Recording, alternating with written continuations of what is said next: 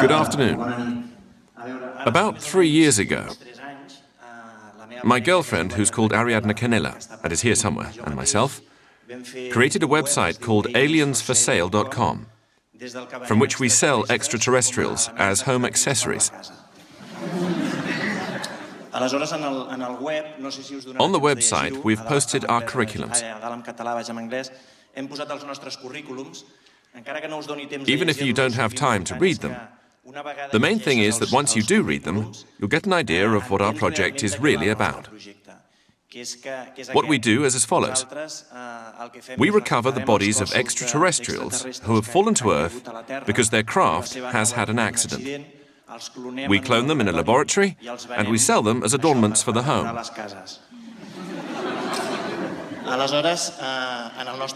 On our website, under each of the aliens, there is a description.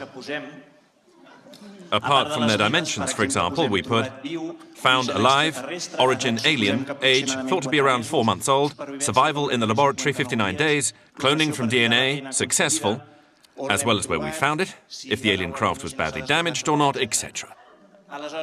On the basis of all of this information, a series of blogs and websites appeared in other countries, which started to talk about our project in a highly critical way. Humans have been waiting for visits from another planet since forever. And for what? So that we can go out and hunt them down and turn them into trophies we can hang on our walls or place on some item of furniture?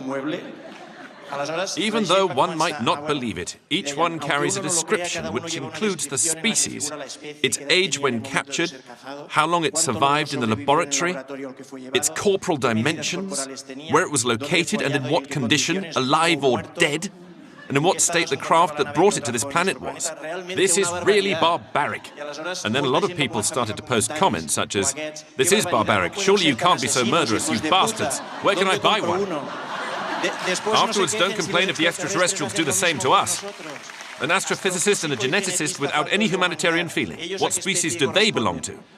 Whenever they referred to us, they really bad-mouthed us. The two people who started this business are violent beings who, for some personal reason, need to create and generate violence. In a nutshell, there were plenty of messages which put us in a bad light. We've only quoted a very few. Some are more in fun, others are totally serious. We also received many emails from people who were livid at what we were doing with the poor extraterrestrials. And in fact, that proved to be to our advantage, because it meant that our website started to become better known. Because in the beginning, obviously, nobody knew about us at all.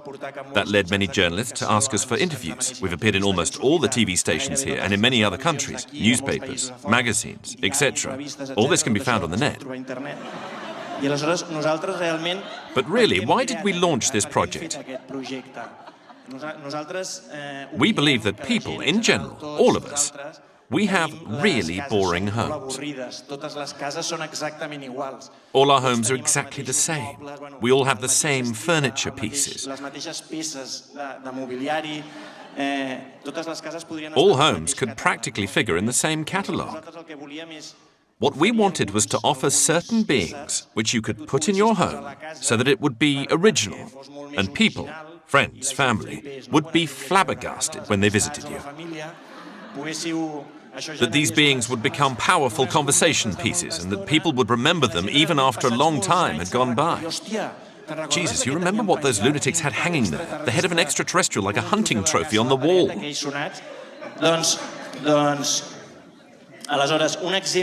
One example of what I'm saying, namely that all of us keep on doing the same old thing, in every country is as follows. In every country there are people who play the piano, and then someone gives them a bust of their favorite composer, Mozart, Beethoven, whoever.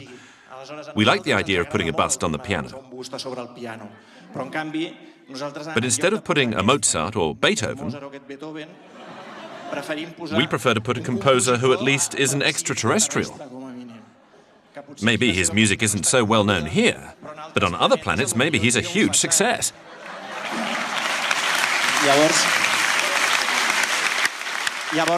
And in this way, you can be sure that what you put in your home isn't owned by anybody else who happens to play the piano. We've had all kinds of reaction to our project. We have a lot of people who follow us. They buy all the aliens that we're able to clone, because each one means hours of work in the lab. It's unbelievably exhausting. In other words, there are people who firmly defend what we're doing and who are fanatically on side. And there are also people who tell us what you're doing is terrifying, it scares the wits out of me, I'd never put one in my home, what awful taste you have. But we've discovered something which is rather curious. Regarding the people who don't like what we do, an opinion which we totally respect, if we go to their homes afterwards, we find that they have stuff like the following. Nice magnets like these ones up here on the left. Some magnificent sculptures like these ones here. They've gone to Bali and brought back wooden furniture or sculptures like these. Or they've inherited things from their grandfather, like a deer's head, or these paintings with all these pretty little boats. We would never put this kind of stuff in our home because it scares us. On the other hand, instead of these paella and Statue of Liberty magnets, and we do like fridge magnets, we much prefer to put a magnet of an extraterrestrial's head, like this one. We also like to keep our fridges much emptier than most others.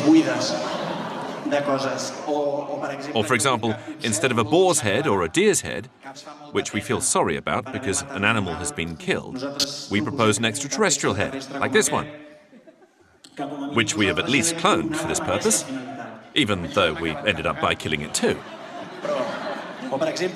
Or instead of building up a typical collection of owls of different sizes and materials, which we frankly find pretty awful, we propose a collection of extraterrestrial embryos in glass jars, preserved in different colored formaldehyde, like the ones you can see here. Thank you very much.